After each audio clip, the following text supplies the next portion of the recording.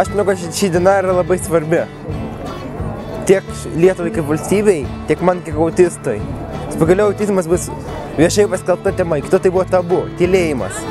Ir dar pagaliau prapliupo. Svarbu, kad žmonės sužinotų, kas tai tokio.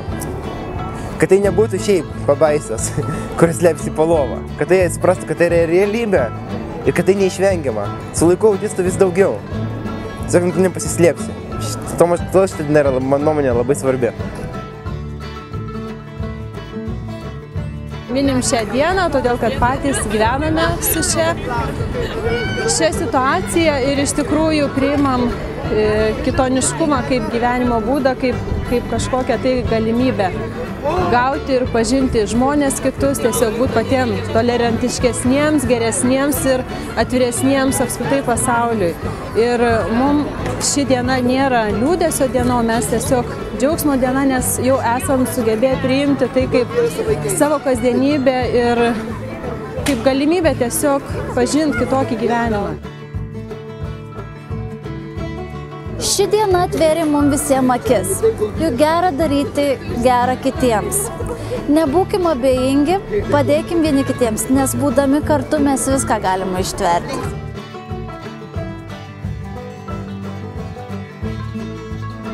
Man daug džiaugsmo suteikė ši šventė Daukanto aikštėje.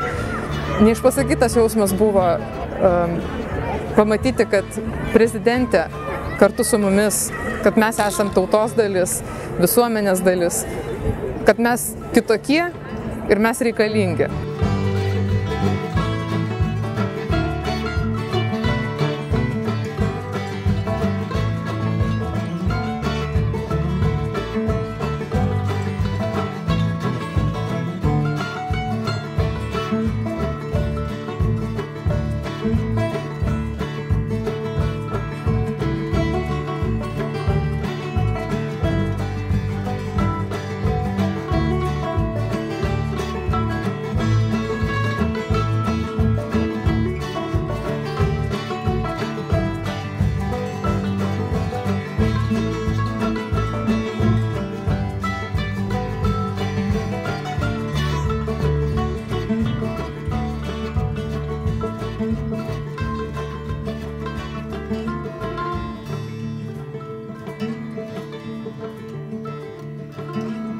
Thank you.